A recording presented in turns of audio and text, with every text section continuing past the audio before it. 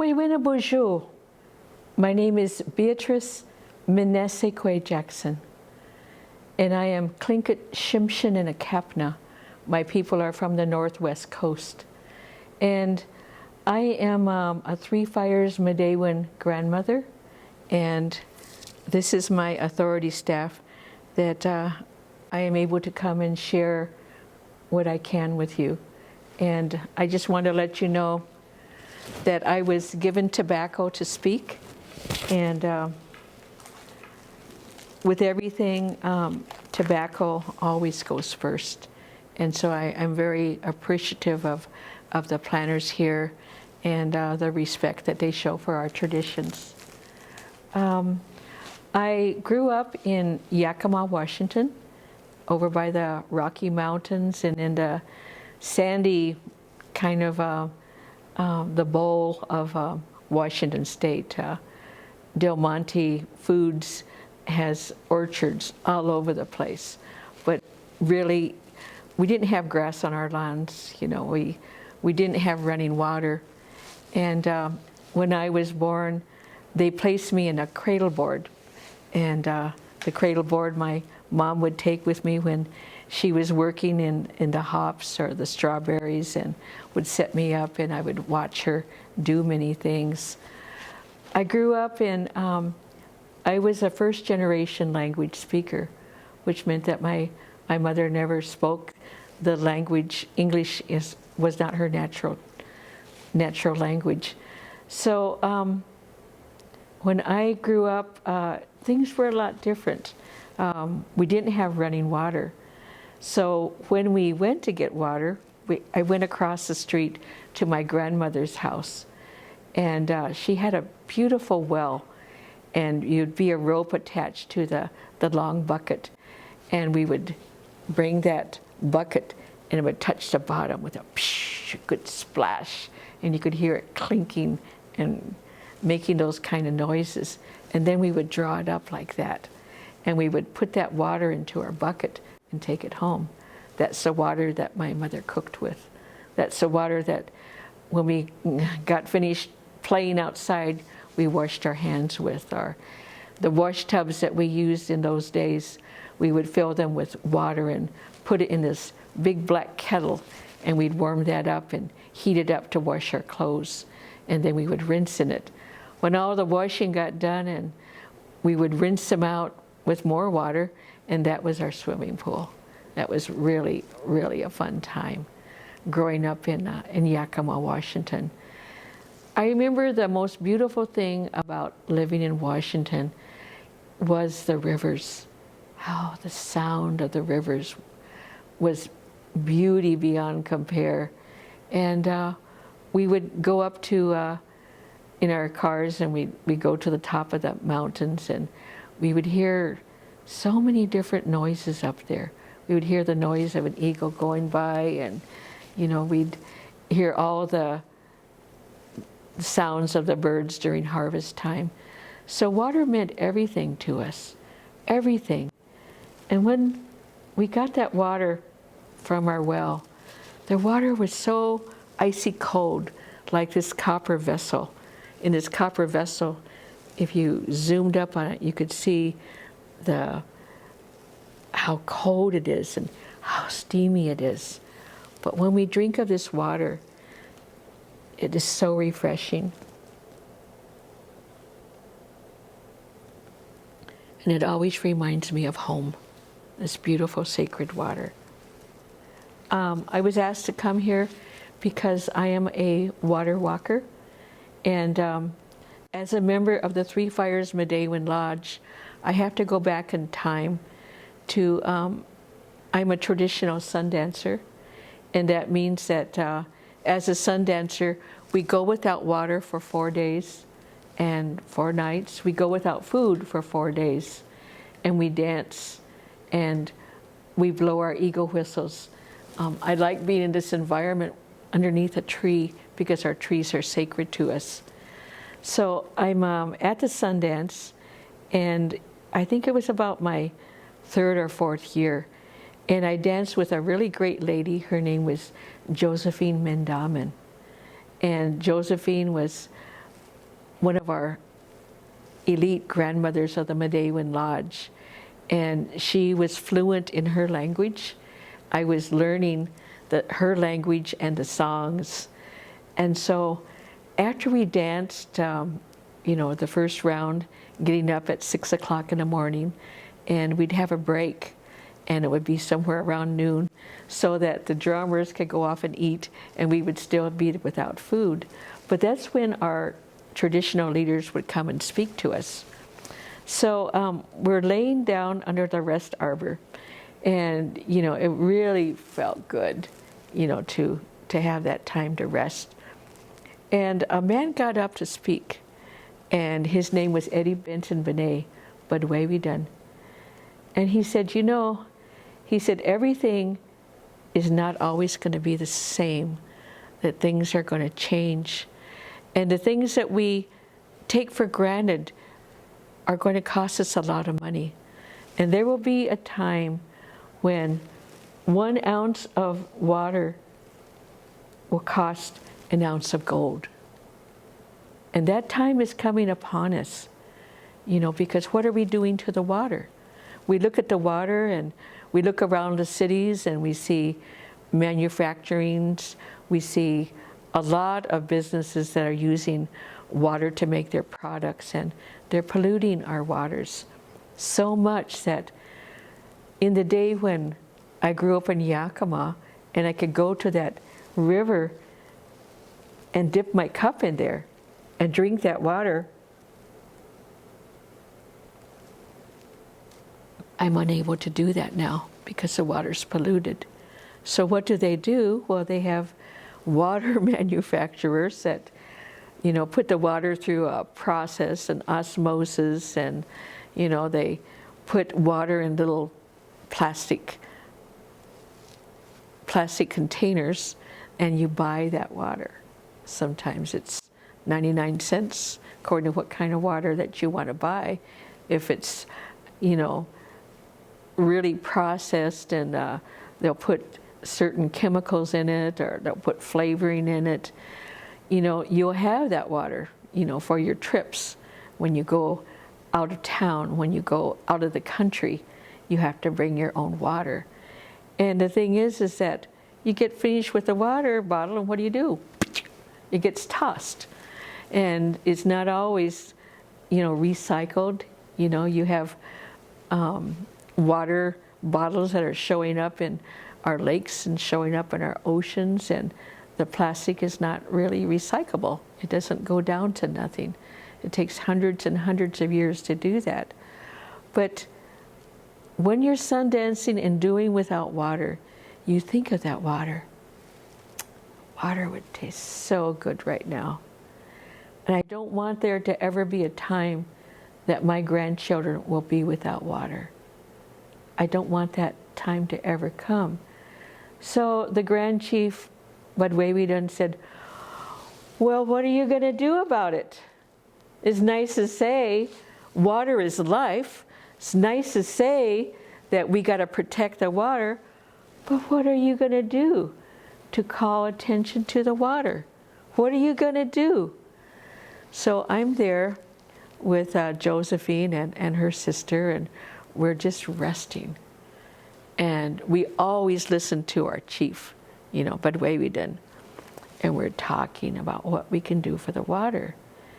And Josephine's sister said, well, we have our copper buckets we use for ceremony. Why don't we walk with the water and just walk around and talk about the water and tell people water is good, water is life? And then it was like something went off in Josephine's mind, and she smiled. Well, take this to the Midewiwin Lodge. And I knew that she had already decided what we were going to do. So we have a group of women in the Midewiwin Lodge, and they're called Midewiwin. Their whole job is to take this water and to pray for it, and then share it with the people. We have songs that go along with the water, and it's smudged with a medicine that we call sweetgrass. So we were in a perfect position as women No longer were women sitting in the back and not allowed to speak. We now have grandmothers. And the grandmothers will say, this is what we're going to talk about. So we had a meeting, and Josephine said, I am going to petition the lodge for support, and we would like to walk around the lake.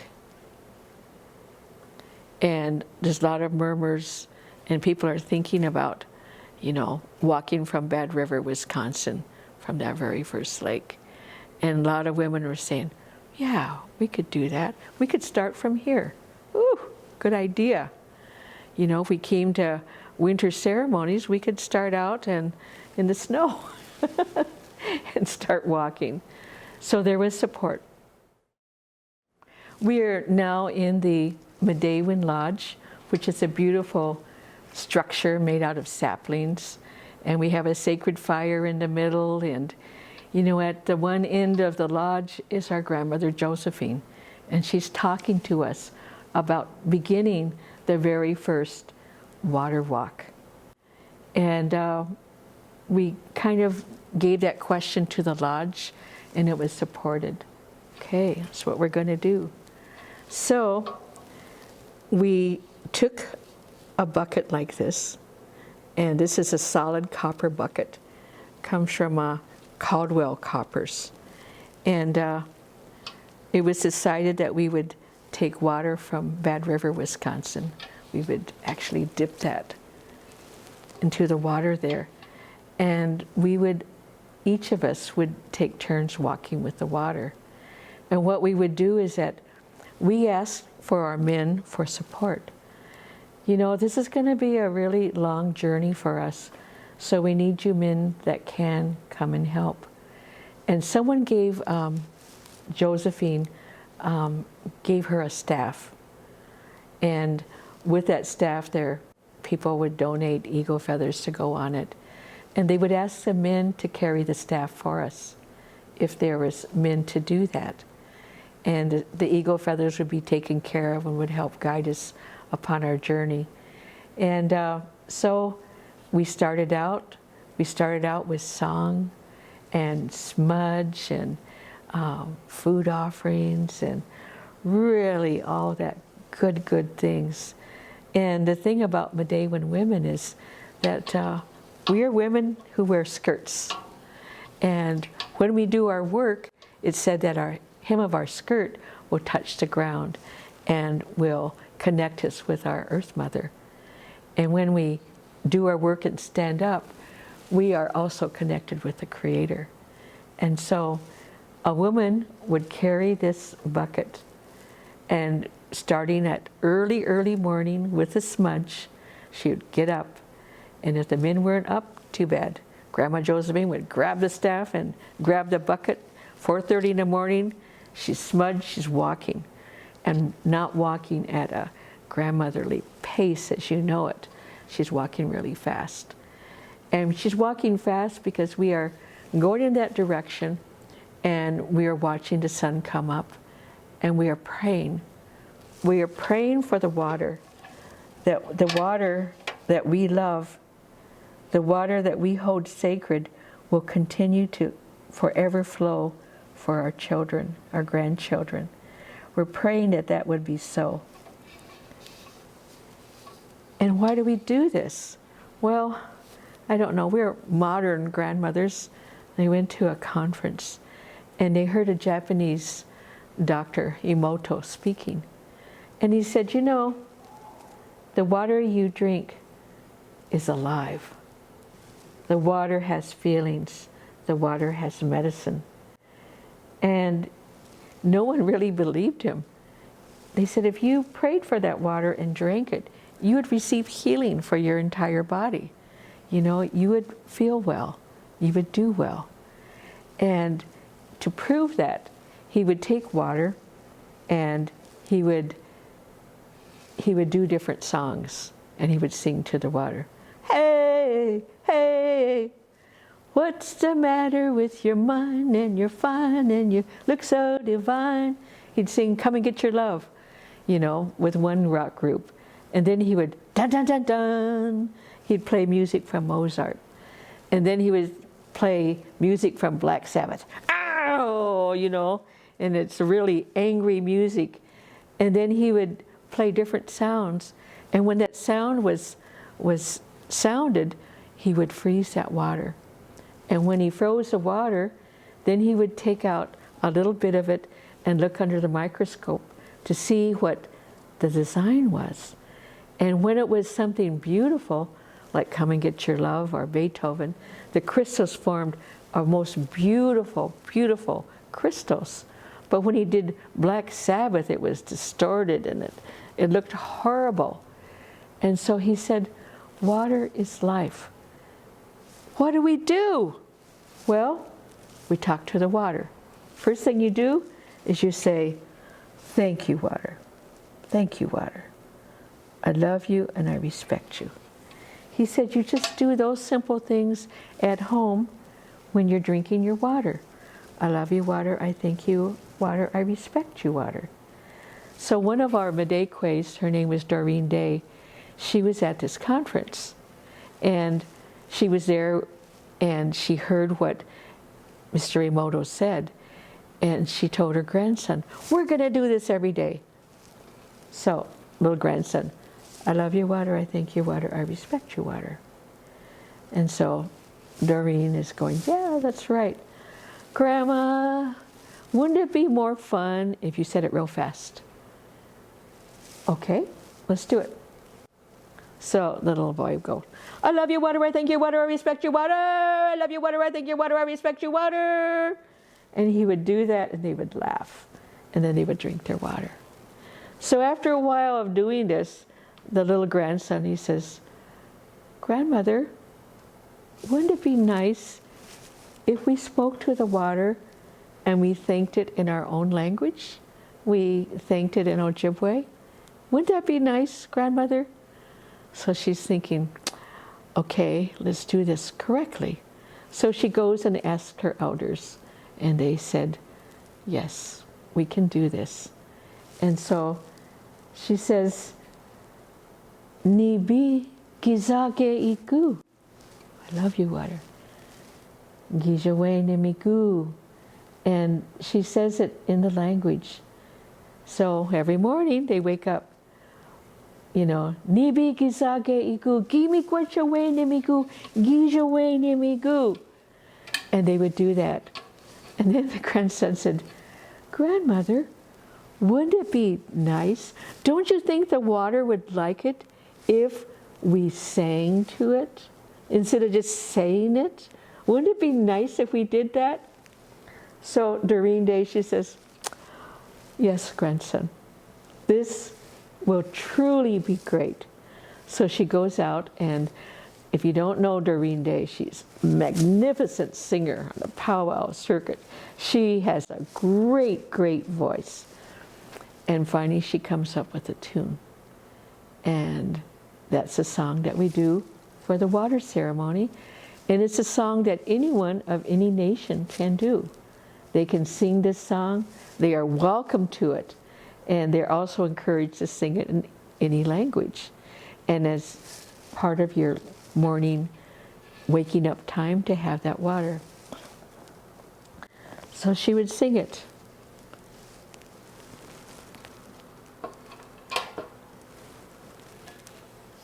You don't have to have a copper cup to put your water in.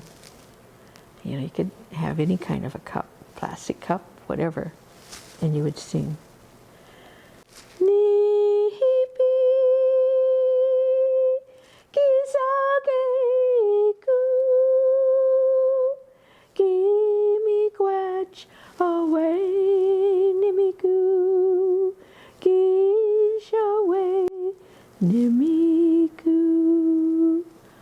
Same as saying, I love you, water. I thank you, water. I respect you, water.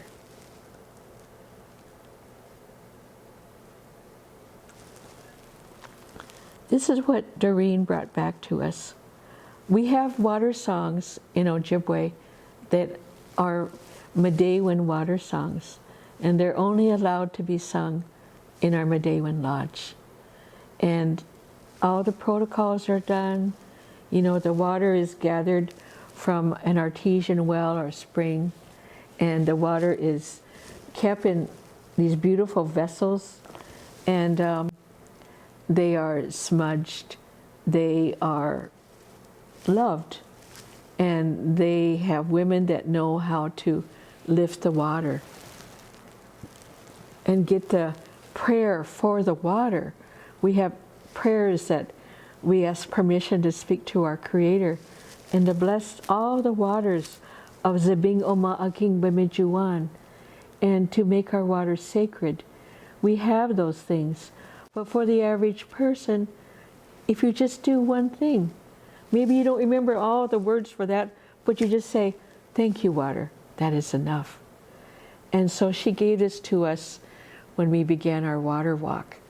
And it was really nice because the whole thing about the water walk is that you're spreading the love of water to all the communities you're walking through.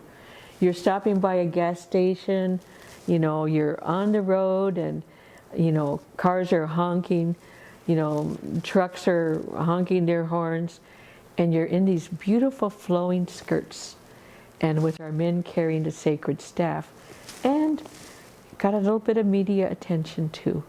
So when you get to a community, you talk about the water.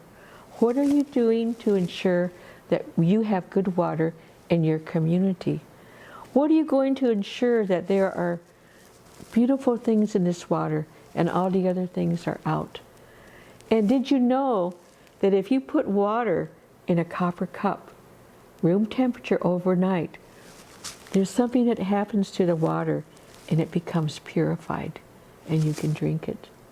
People all over the world do this. If you went to India, if you went to Africa, they knew the secret of the copper vessels, that it would purify your water.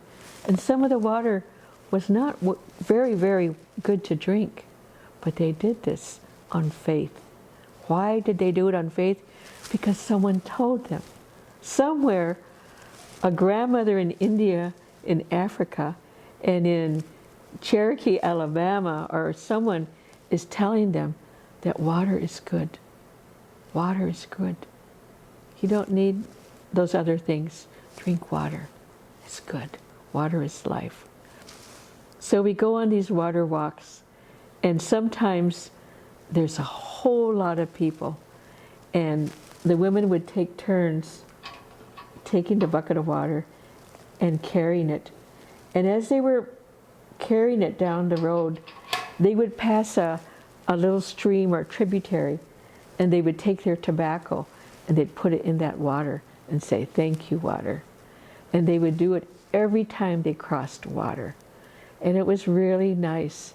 You would see people taking turns carrying this, and the water would never stop. If you were taking the water bucket and I'd pass it to you, you would keep it going. You could hear that little slosh, slosh, slosh. And the same with the eagle staff. That would continually go, and you would walk maybe 2 miles, and then someone else would take the bucket from you. And there'd be a car up there, women and men ready to go. "They're coming, they're coming, they're coming." And they're standing up there all nice and proud, ready to accept the water bucket. And this would go on for miles and miles. Somewhere around noon, they would stop somewhere and open up the trunk of their car and have a little bit of food. It wasn't always like hot food or the food that we normally eat. It could be just a sandwich or, you know, potato salad on ice or whatever. Or whatever people donated. People donated food for our walkers.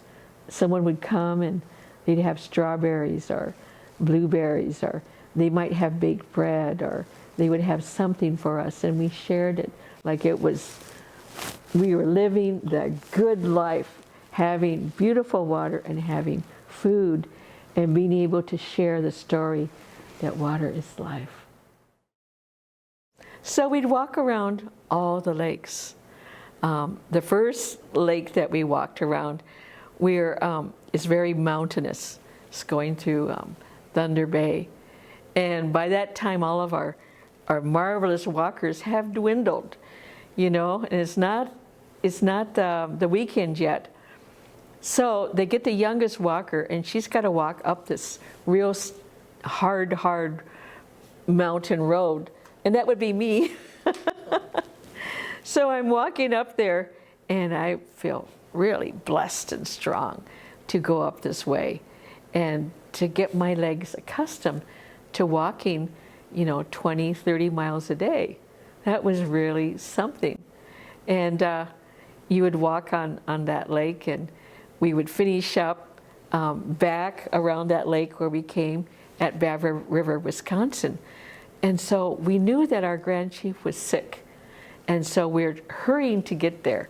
And we had gone through Marquette, Michigan, and, you know, we're going on that Highway 2, and we're going on it to get to Bad River. And we went to a little rest stop, and we were kind of getting ourselves together. And we heard, the Grand Chief has arrived. Says, you guys hurry it up. You know, I have some things I'm doing in town. So here we go. You know, we walked all that ways. We grabbed that bucket, and by this time, there's probably 40 plus walkers, and we're going at a clip. And Josephine's in the car honking her horn, and we finally make it there to Midewiwin, the beautiful earth of our Midewiwin Lodge. And it's really beautiful to take that water and pour that out, that sacred water that has gone so long. And all the tobacco ties that people gave to us on our staff, we cut those off, and that went into the sacred fire. So Josephine said, funny thing, she says, as we were walking, this elder man comes up, and he said, Josephine, I'm really happy to see that you walked around our lake. And I had dreamed that you did that. Oh. She says, in fact, I dreamed that you walked around all the Great Lakes. Oh my goodness. Thelma, did you hear that? And they start laughing a little bit. We can do that. So we planned for the next walk. And this time we're walking around Lake Superior. And that's kind of Sault Ste. Marie area. And, you know, it was really, really good because as we went through Cedarville, the place where I currently live, there was an elder there, and his name was Francis Pishu Dutcher. And he made a salve, and I made it with him. And it was a healing salve. You put it on your legs, and your legs don't feel like cramping up. And your hand, we actually had a handkerchief tied on here because sometimes your hand would get tired and the medicine would have to be massaged into your hands to keep walking. So he said, hey, let's invite him to our house. So we did. I made a great big giant pot of the best corn soup I could. The corn that came from the East Coast, you know, the good stuff. I put venison in there, and, you know, really they made my best fry bread, and, you know, gave them things to eat, and they really had a good feast and sent on their way. So then they're on their way, and one thing that they had to do is they had to cross the Mackinac Bridge. Well, no one can go on foot crossing the Mackinac Bridge until when? Until Labor Day. So I called the governor's office, and I said, we would like the bridge closed down so that we can walk across it. You know, it's like 5 miles. And yes, it can be done. So we did our permits, and only 4 could walk across, and the rest would drive across the bridge and be waiting. And so you can imagine early morning, I think it was like 3:30 or 4 o'clock in the morning, and the walkers have their staff. Mario Wasagishik is there, and they're carrying this, and we were at the other end of the one, and we're drumming our songs. We're singing, way-oh, way-oh, way-oh, way. for singing the AIM song, and as they're walking across, and it was really, really cool. So we're walking across there and walking quite a ways, and we come to a rest stop, and at the rest stop is where Francis brings out the best fried whitefish you ever ate. You know, his shrimp and pea salad and fry bread, and you know, they got feasted really well. We visited a school where the children would walk with us. They do honor songs, and they would honor, you know, all the water walkers, and we loved it when our children came with us. I mean, they were allowed to carry the bucket. They were allowed to walk with us. And that was a good thing. You had elders there, some that could only go maybe a few steps, you know, but they wanted to be involved, or they'd be on the side of the road just giving us that good sign, you know. So we walked around those lakes. And the one lake I didn't walk around was Lake Erie. And Grandma Josephine said that when she got that bucket of water, she actually weighed the water, how much it weighed. And Lake Erie is full of so much pollutants that was really heavy water to walk with.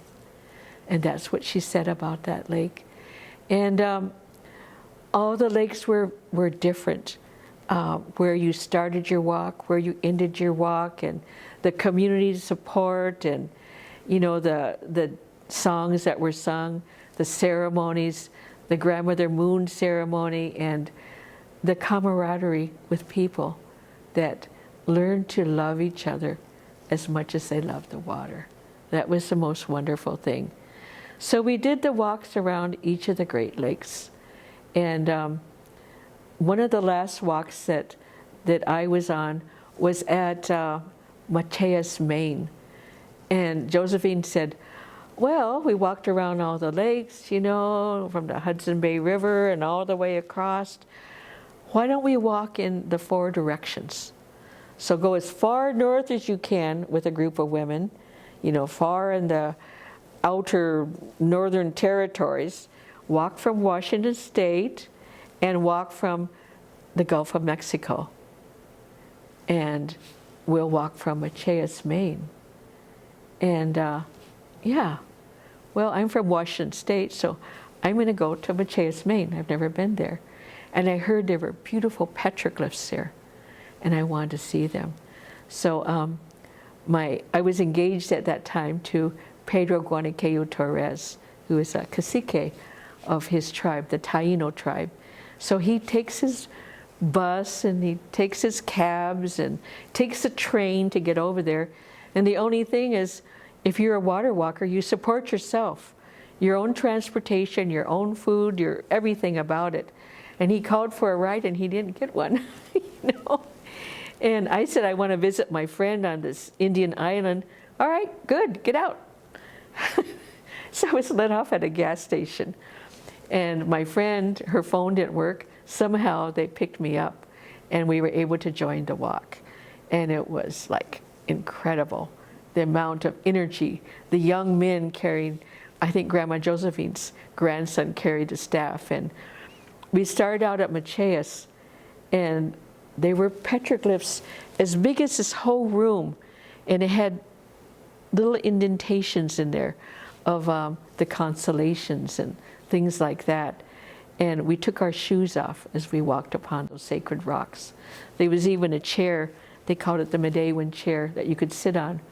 There was petroglyphs of babies being born, petroglyphs of the other people, the Star Nation, coming here to visit.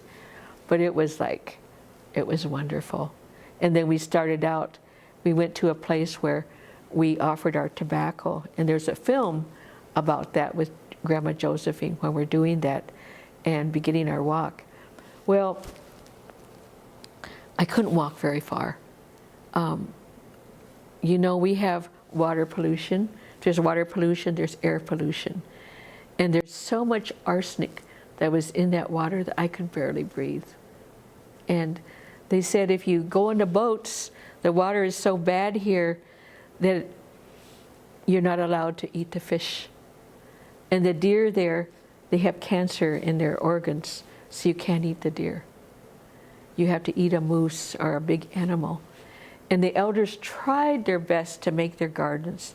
They got imported soil and they used good water to water their plants. But there comes a time the rain comes and the poisons come on their vegetables anyway. But they tried the best they could. But I decided, all right, I'm going to go with the community, with the tribe here. And I went to the museum and talked with them. And they talked about a holy mountain called Mount Katagan.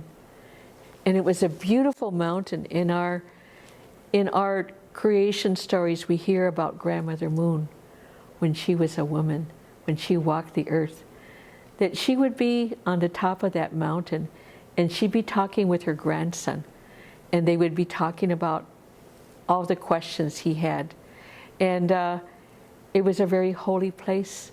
So Pedro and I went to the bottom of that mountain and I did the water ceremony, smoked my pipe, and he left a rock offering of piled up rocks. And he said, someday we'll return. And many places along Turtle Island are sacred places. And when you go to communities, they'll tell you about these things. And then our creation story gets bigger because it's being shared. And when we get to our lodges, we can tell our children about those stories and who told it to us. And that becomes part of our history. And we know history is good, and we know water is life because they brought our ancestors here and they're still living. There was a time when we were called to Standing Rock by the Standing Rock tribe. They said they are going to build a pipeline and they're going to build it through our cemeteries and through our reservation area. And we need help defending this. We need peaceful people, water protectors to come out here. And so there was a time on the news where I had heard that some of the water protectors were being attacked by these vicious dogs. They were being hurt. And my chief of the American Indian movement, Dennis Banks, now a comic, he said, we want you to come to Standing Rock. So me and my friend, we said, okay, we're going to go there. And you couldn't just go in there by the road that goes to Standing Rock because there's guards, doppel guards that won't let you in. And so I said, okay, I'm going to pray for invisibility. And we were able to make it in to the gate at Standing Rock. And you look down that gate and you can see all the flags of over 300 Indian nations that are lining up flag row. And we called Dennis Banks. Dennis, we're here. Where are you? He said, go to the end of flag row and I will meet you there. So we drove very carefully and we're looking at all the tents and teepees and yurts and people walking and, you know, sacred fires here, songs here, children riding horses. And so we go to the very end and there he is with a couple of chiefs. Oh, this is my friend Beatrice and her friend. Go put up her tent. So here's the chiefs. And they're putting up our little tent. And that was really nice. So one of the days at Standing Rock, we are invited to go to the Standing Rock School. And here's all the children of the peaceful water protectors. And they have a school, they have different lessons. And so they said, Beatrice, would you come and tell the creation story? And I said, I would love to. So I get out my smudge and, you know, I get out my eagle feathers and, you know, the children are all sitting there pretty quiet and there's their parents around there. So I tell them about the story of creation and I tell them about the lowering of 4 of the men, the black man, the white man, the yellow man, and the red man, and how the red man would not come to earth to do his work. He wanted to stay with our Creator. And so the Creator gave him his thoughts and caused strawberries to grow upon the earth as evident proof of his love. And that's just a little tiny bit of our sacred story. And then I told the children, I said, you know, there was a time when earth was so full of water that the earth had to spin, and it was able to finally, you know, first man was lowered onto the back of a water being, and he came to the earth. And when he came to the earth, it was so beautiful. He did not want to harm a blade of grass. And so he stood on tippy toes, and he was like a helium balloon, and he landed there. And where he landed, the sacred herb that we use, sweetgrass, grew there. And that's why it's so sacred to us. And so I taught the children the water song.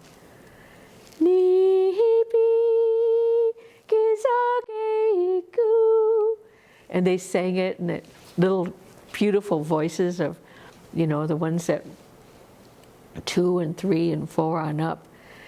And then one little boy stood up and he says, hey, can't we have that song in our language? I would really like it in our language. I'm thinking, the youth, they're so vocal. And I said, yes, we can do that.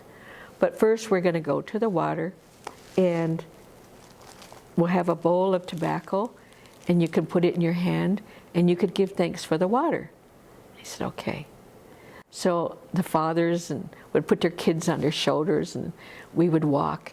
And the whole Standing Rock is watching the children walking to the water, and they're singing, Nipi Gizageiku, and they're offering their tobacco, you know, and they're doing this wonderful thing. And we come back, and this one little boy, he's on the back of his dad. He says, how come you get to ride up there? Because when we acted out our story, I was a medicine man. And the kid said, well, you're not a medicine man. Well, I'm going to be. That was really cool. But the next day was my birthday. It was October 14th. And I'm telling my friends, they want this song in Lakota. And let's go to the casino and let's ask the elders. So there's a bunch of elders, ladies that were sitting there. And it was this one woman, it was her birthday. And I said, it's my birthday too. And I have a birthday request. And Miss Wilson, and what is it? Well, I'd like you to translate the water song into Lakota. I don't know about that. Just kind of, and some of the women are looking up. Ooh, a song in our language. So she did that.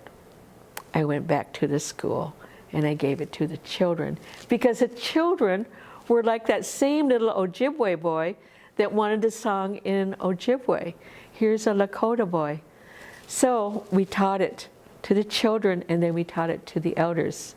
And it goes, Meni Dahila, Meni Wapita Ichichia, Meni Wahela Hey. So the rest of the time at Standing Rock, whenever we got up at 4:30, same as Josephine did, we went to the sacred fire, offered our tobacco, smoked our pipe, sang the water song, and we would give out little cups of water as we did this.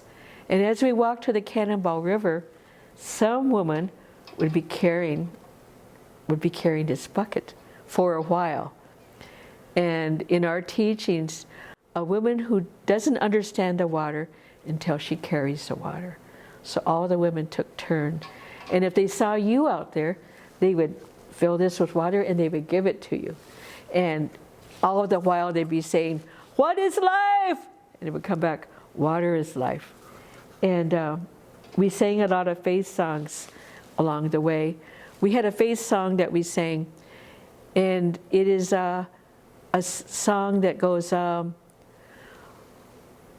when I rise, let me rise like the birds with no regret, joyfully.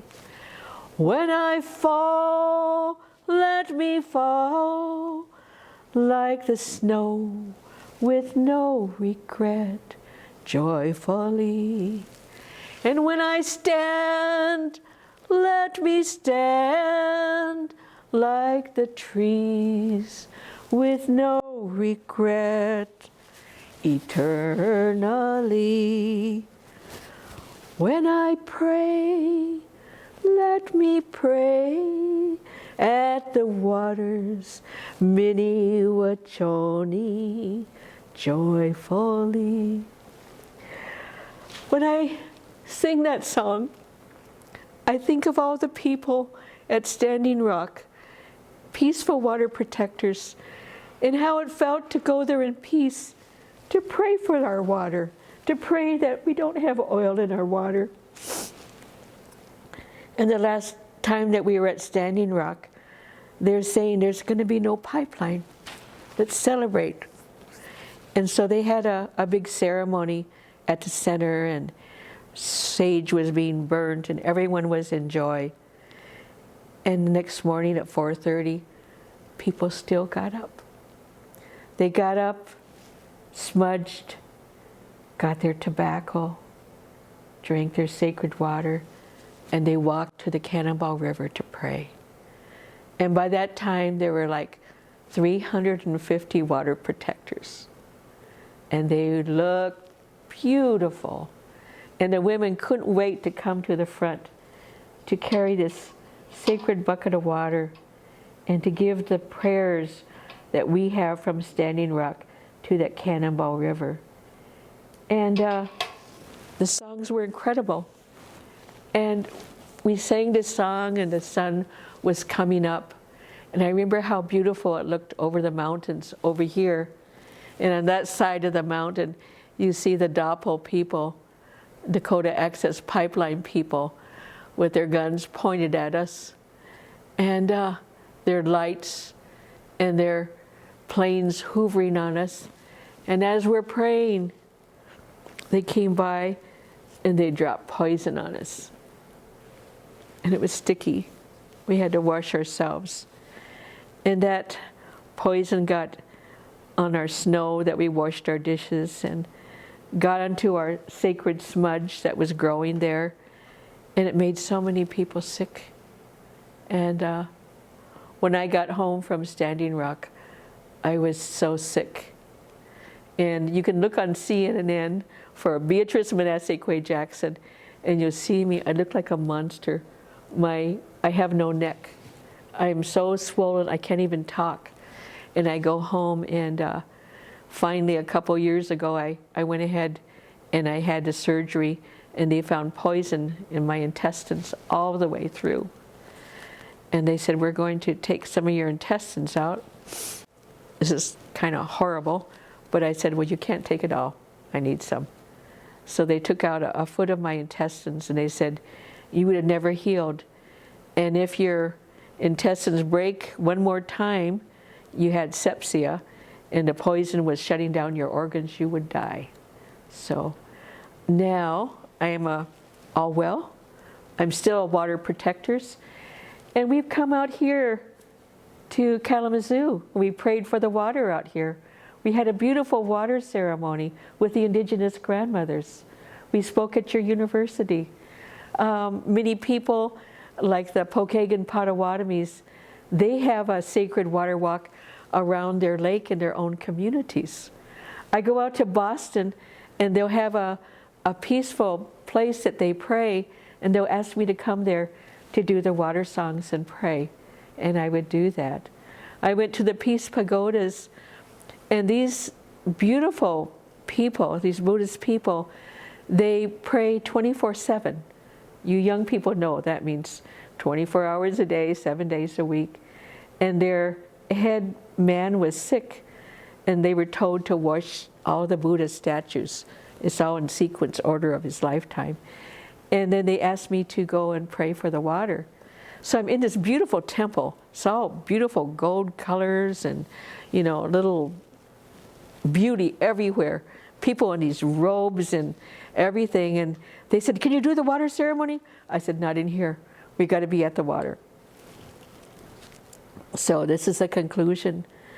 So I am a sun dancer, and at Sundance, guess who asked me to sing it in Japanese?